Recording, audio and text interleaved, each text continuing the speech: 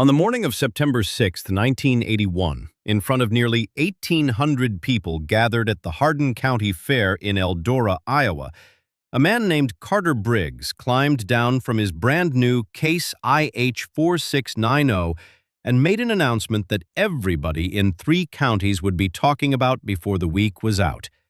He'd just watched an old man named Harold Fenn hook up a 1957 Oliver Super 88 to the pull sled, a tractor so worn, so weathered, so thoroughly defeated-looking that 2 teenagers near the fence had started taking pictures of it the way people take pictures of things they expect to become funny later.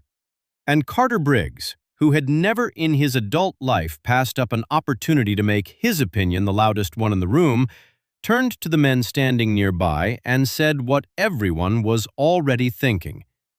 "I'll put $5,000 on the table right now," he said. $5,000 says that heap of rust doesn't make it 200 feet down that track. The men around him laughed. A few looked over at Harold Fenn, who was crouched beside the Oliver checking a rear wheel bearing, apparently unaware that his tractor had just become the subject of a $5,000 insult delivered in front of the better part of 2 counties. Someone nudged Harold. Someone said, "Fenn, you hear what Briggs just said?" Harold straightened up slowly, the way men straighten up when their knees have absorbed 40 years of farm work and don't move fast anymore. He was 63 years old, lean, quiet, with the kind of face that spends so much time outdoors that weather eventually stops being something that happens to it and just becomes part of it. He looked at Carter Briggs for a long moment. Then he looked at the Oliver. Then he looked back. "Make it 6,000, Harold said, "and I'll take it." Nobody laughed this time. To understand what happened that September afternoon, you have to understand who these 2 men were and what they represented. Because this story, like most stories that get told for decades after the fact, was never really about the tractor pull. It was about something older and more stubborn than either man. It was about the 2 different ways a person can decide to move through the world, and what happens when those 2 ways finally end up on the same track, pulling against the same sled. Carter Briggs had come into farming the way a lot of men came into farming in the late 1970s, fast, loud, and on borrowed money. His father had left him 400 acres of decent ground outside of Eldora in 1974, and Carter had immediately done what every bank in Iowa was practically begging farmers to do at the time. He leveraged it. He borrowed against the land value, bought adjacent parcels when they came available, upgraded his equipment every 2 or 3 years, and by 1981 was farming just over 1,100 acres with a line of machinery that would have been the envy of any operation in the county. The Case IH4690 he'd pulled into the fairgrounds that morning was the crown jewel. 2 years old, 335 horsepower, a cab that rode like a living room and sounded like a library. Carter had paid $62,000 for it, which in 1981 Iowa was the kind of number that made other farmers go quiet when it came up in conversation. He knew that. He liked that. Carter Briggs had built his entire identity around the gap between what he had and what everyone else had. And he maintained that gap the way some men maintain a fence line, constantly, carefully, and with the quiet conviction that it defines where he ends and everyone else begins. Harold Fenn was 400 acres and 33 years of the opposite philosophy. His family had come to Hardin County in 1921. His father, August Fenn, had started with 80 acres and a team of horses and had spent his life adding to it slowly, carefully, never faster than the land could justify and never deeper into debt than a single bad harvest could threaten. Harold had inherited the operation in 1965 and continued in exactly the same manner. He drove equipment until it was done, then fixed it until the fixing cost more than the machine was worth, and only then replaced it, usually with something used, usually with something that other farmers were trading in for something newer. The Oliver Super 88 had come to Harold in 1969, purchased from a neighbor who was upgrading to a larger tractor and needed the cash more than the machine. Harold had paid $1,100 for it. By September of 1981, it had been on his farm for 12 years and had logged somewhere in the neighborhood of 8,000 hours.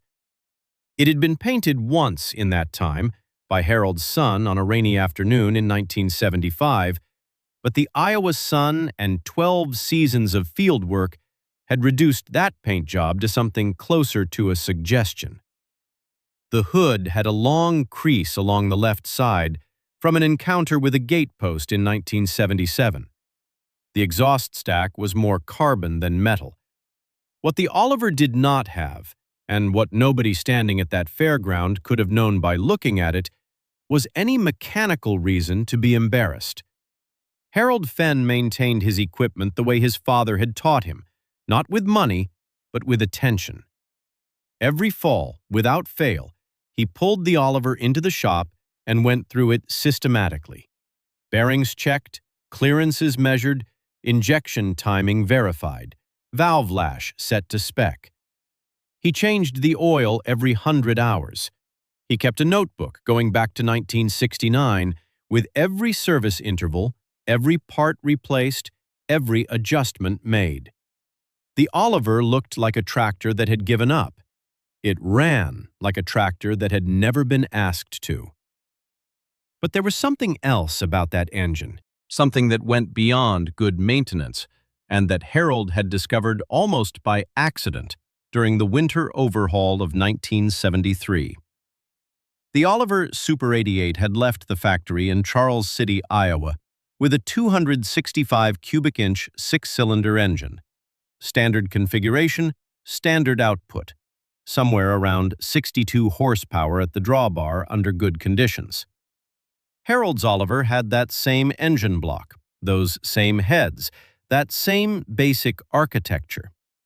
But the man who had owned it before Harold, a farmer named Roy Dietrich who had purchased it new in 1958 and used it hard for 11 years before selling it, had at some point in the early 1960s taken the tractor to a small machine shop in Ackley, run by a mechanic named Werner Schultz, who had emigrated from Germany in 1951 and had very particular ideas about what a diesel engine could be made to do if you were willing to be precise about it. Werner had reworked the fuel injection system, not dramatically, not in any way that announced itself, just a careful recalibration of the injection pump timing and a set of modified nozzles that atomized the fuel more completely and delivered it at a slightly higher pressure. The result was not a radical increase in power. Werner wasn't trying to make a race engine. He was trying to make an engine that used its fuel better, pulled more cleanly under load, and would last longer because it was burning more efficiently. He achieved all three things. The net effect on output was somewhere between 8 and 12 additional horsepower, modest on paper, but delivered in a way that the factory engine couldn't match. Low in the rev range, smooth under sustained load, with a torque curve that didn't fall off when the sled got heavy. Harold had found the modifications during that 1973 overhaul when he noticed the injection pump looked different from the service manual diagram and traced the discrepancy back to a set of Schultz's handwritten notes tucked inside the toolbox that had come with the tractor. Werner had died in 1969, 4 years before Harold found those notes. There was nobody left to explain exactly what had been done or why.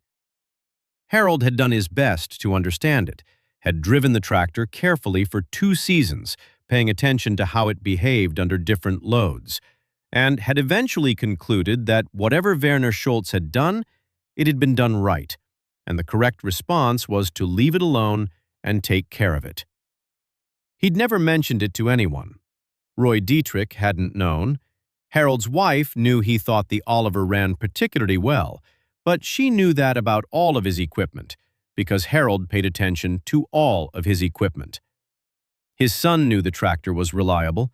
Nobody in Hardin County had any reason to think it was anything other than what it looked like: an old, worn, hard-used farm tractor that had seen better days, and probably had more years behind it than ahead. Which is exactly what Carter Briggs saw when he looked at it. The pull was scheduled for 2 in the afternoon.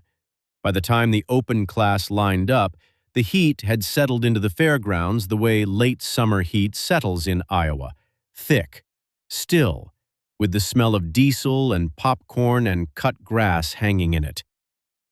14 tractors had entered.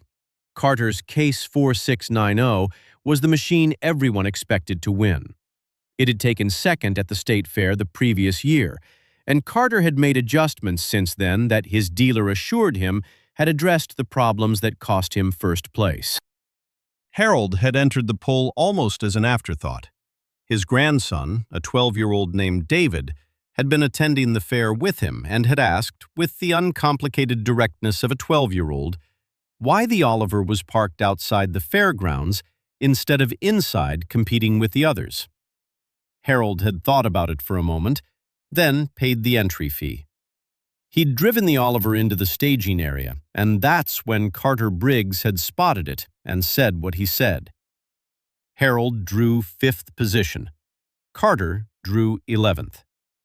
The first 4 tractors ran decent distances. The best of them, a modified Alice Chalmers 7080, posted 271 feet. Strong, but not a full pull. Then Harold pulled the Oliver up to the line. He took a moment with the engine, let it settle into its idle, listened to it the way you listen to something you know well and want to be certain is ready. Then he eased out the clutch and let the tractor find the load. The Oliver moved forward at a pace that felt almost leisurely compared to the machines that had run before it. No drama, no roar, no black smoke hammering out of the stack. Just steady, even, unhurried pull. At 100 feet, a few people started watching more carefully. At 150, the conversations near the fence started dropping off. At 200 feet, the Oliver's engine note deepened slightly, not straining, just settling into a lower gear of effort, the way a strong man adjusts his grip when the weight gets serious. At 250, someone in the grandstand stood up. The Oliver crossed the 300-foot mark. Full pull. The crowd made a sound that falls somewhere between a cheer and a collective exhale, the sound people make when something happens that they were certain wasn't going to. Harold drove back to the staging area, shut off the engine, climbed down, and walked over to where his grandson David was standing with his mouth open.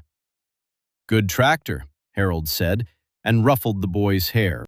Carter Briggs had watched all of this from the staging area, with the expression of a man who is working very hard to look unconcerned. He climbed into the 4690 for his run with the particular deliberateness of someone who needs the world to see that he is not rattled. The Case engine turned over with its smooth, authoritative power, the kind of engine that costs $62,000 and sounds like it knows that. Carter pulled forward, hooked up, and waited for the signal. The flag dropped. Carter hit the throttle. The 4690 pulled hard and clean through the first 200 feet. At 220, the sled's weight transfer mechanism was working against him, loading the front of the sled progressively heavier.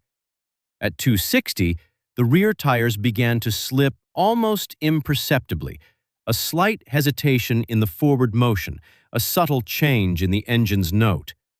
Carter felt it and pushed more throttle. The tires broke loose. The machine was pulling horsepower that had nowhere to go. 274 feet. The Case stopped moving. 26 feet short of a full pull. 26 feet short of where the Oliver had gone. What followed in the next few minutes was the particular silence that falls over a crowd when something has happened that requires everyone to quietly recalibrate what they thought they knew. Carter climbed down from the cab. He walked to where Harold was standing. Whatever he had planned to say, whatever version of this moment he had been rehearsing in the back of his mind since the morning, seemed to have left him entirely. Harold pulled the check from his shirt pocket before Carter spoke. Already written, already folded. He held it out. Carter took it. He looked at the number on it. He stood there for a moment looking at the Oliver, at its cracked paint and its carbon black exhaust stack and its 12-year-old Iowa farm dirt ground into every seam and joint. Then he looked at Harold. "How?" he said. "That's all. Just how?" Harold leaned against the Oliver's rear wheel. "The injection timing," he said, "and the nozzles. A man named Werner Schultz reworked them back in '62 or '63, made the fuel burn cleaner, deliver more torque at low RPM. Under sustained load, that matters more than peak horsepower. Your machine makes more power than mine. It just can't put all of it on the ground at once without spinning the tires. Mine puts everything it has into the pull, steady, from the start to wherever the sled stops." Carter was quiet for a while. Then, he said something that surprised the men standing nearby. He said, "I didn't know there was that much to know about an old tractor." Harold nodded. "There's that much to know about everything," he said. "Most people stop looking once they've decided what something is worth." The story of that afternoon spread through Hardin County the way those stories always spread, at diner counters and co-op meetings and across fence lines during the fall harvest. It grew, the way stories grow.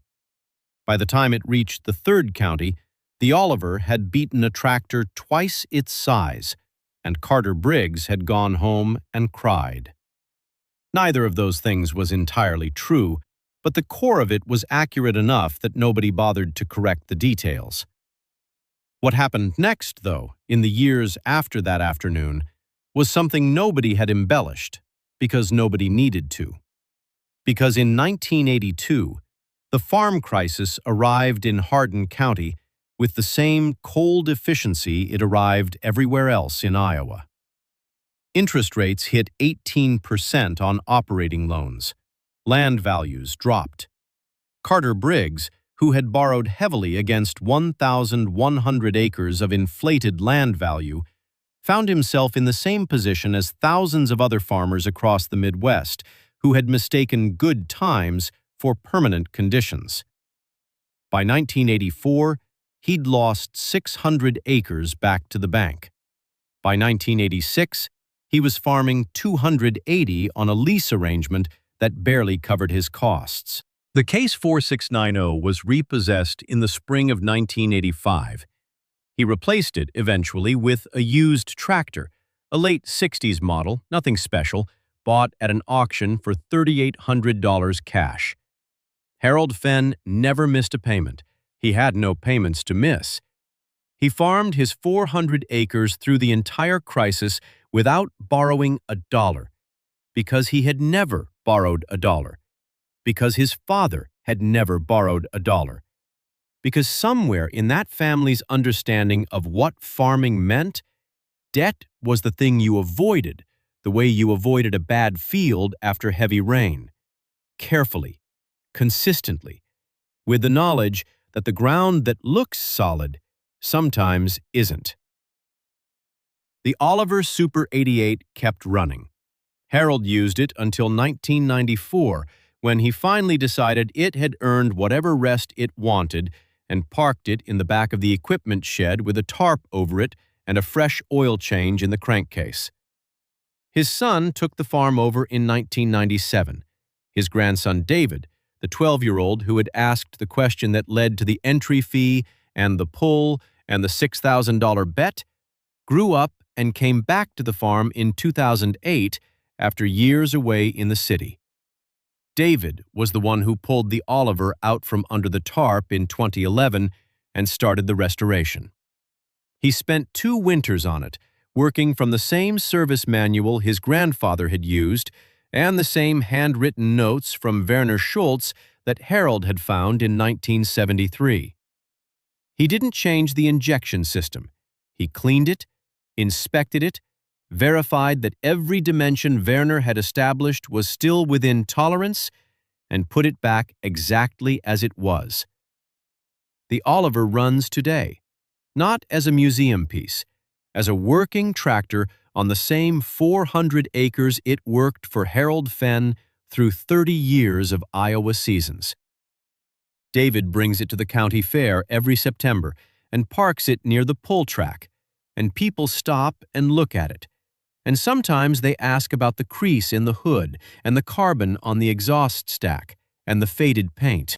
And David tells them the story of September 6, 1981, and the $6,000 bet, and Werner Schultz and his injection pump that nobody knew about for 15 years.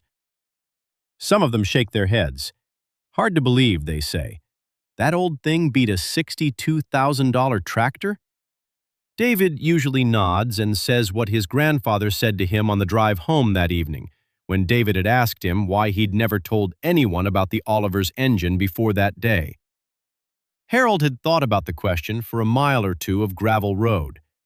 Then he said, "Didn't need to. The tractor knew what it could do. That was enough." And that's the truth this story has been carrying since 1981. Buried under the rust and the carbon and the 12-year-old Iowa dirt.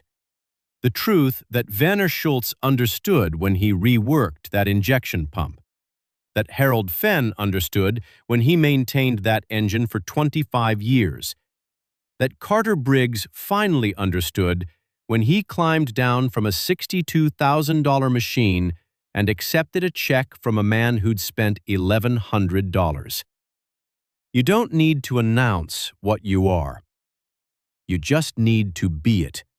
Completely, consistently, under load. The track will tell the rest. I keep coming back to this story because of something Harold said. He didn't tell anyone about that engine for 12 years, not to get an advantage, not to set up a moment. He just knew what his tractor could do, and he took care of it. And he trusted that the work would speak when the work was called upon. Carter Briggs spent $62,000 trying to buy certainty. Harold Fenn spent $1,100 and 30 years of attention building it. One of those things holds up when the sled gets heavy. The other one spins its wheels and stops at 274 feet. If this story landed with you, hit the like button, subscribe if you haven't already, and leave one word in the comments that describes Harold Fenn. Just one. Let's see what this community comes up with.